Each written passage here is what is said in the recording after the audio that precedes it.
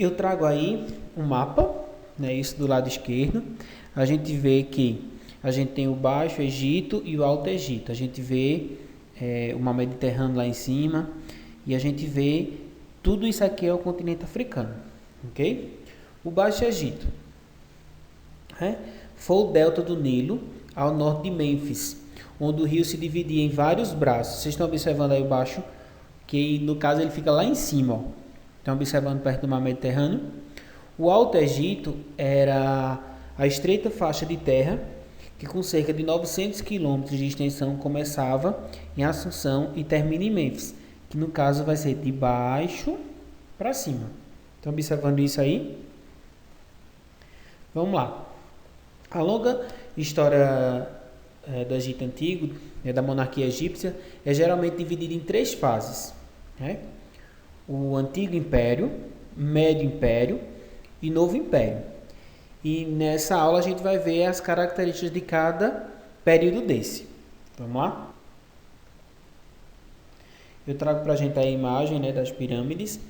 E o primeiro período seria o Antigo Império, que vai de 3.200 a.C. a 2.300 a.C., né?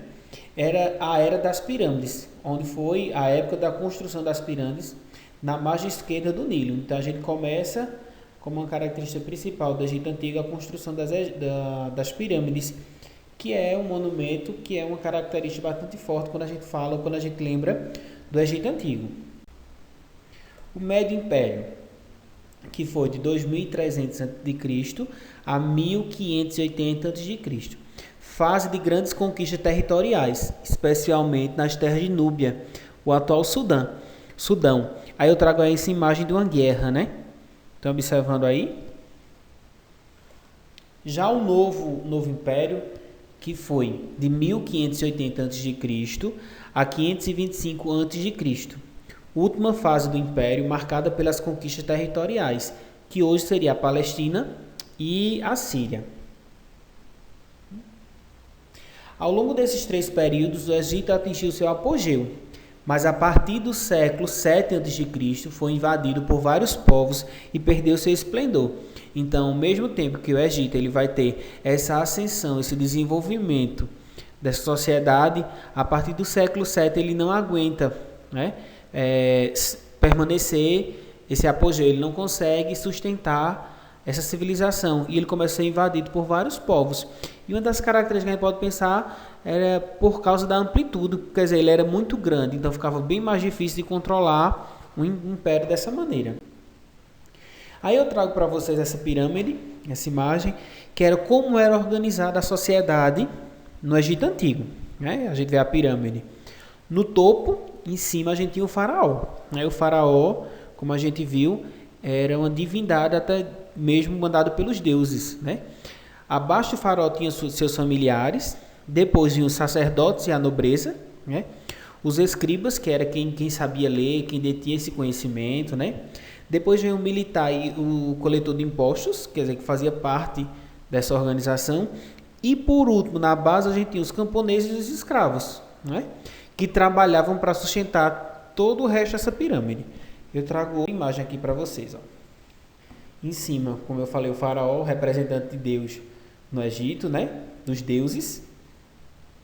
Abaixo do faraó a gente vai ter a nobreza, depois os escribas, os soldados, seriam os militares, os artesãos, camponeses e escravos. E a gente pensar que a base da pirâmide era a população maior, e era quem sustentava, quem pagava os impostos para sustentar, principalmente faraó, nobreza, escribas e soldados. O que era o faraó? Quem era o faraó? Soberano todo-poderoso, considerado Deus vivo, era o objeto de culto e sua pessoa era sagrada. O faraó tinha autoridade absoluta, concentrava em si os poderes políticos e espiritual. Ele ocupava o topo da hierarquia social, filho de Amon-Ra, o deus Sol, e encarnação de Horus, o deus Falcão. Por isso, esse governo é chamado de teocrático. Então, ele se basa na religião para sustentar esse poder. Vamos lá. Aí eu trago algumas imagens, né? Interessante a gente observar principalmente as indumentárias. E o que é indumentárias, professores? São as roupas, as vestes das pessoas, né? A gente vai ter queria que vocês observassem bem típico, né? E uma coisa que eu acho bem interessante a gente pontuar, que eu entendo como um erro dos livros de história, né? A gente vê que ele tem as peles, quando traz falando sobre o Egito, a gente traz um pouquinho mais escura, né? Mas a gente pensar que a gente está falando do continente africano e que eles eram negros. Sempre é interessante, eu sempre gosto de pontuar isso nas minhas aulas. Quem eram os nobres e os vizires, né? Os nobres eram proprietários de grandes lotes de terra, ocupavam os principais postos do exército. Esta camada era formada por familiares do faraó, altos funcionários do palácio e oficiais superiores do exército e chefes administrativos, né? Então, essa era a camada nobre da organização social do Egito Antigo. O próximo, controlavam o arrecadamento de impostos, fiscalizavam as construções, as obras públicas, os celeiros reais, participavam do Alto Tribunal de Justiça e chefiavam a polícia e as tropas. Então, essa camada era o responsável por controlar e organizar toda essa estrutura administrativa ligada ao Egito Antigo e ao faraó. Sacerdotes, escribas e soldados. Quem eram os sacerdotes? Homens cultos, enriqueciam com oferendas feitas pelo povo aos deuses. Então, o povo fazia oferenda aos deuses, que ele era responsável por aquele templo. Então, ele começou a enriquecer através de suas oferendas.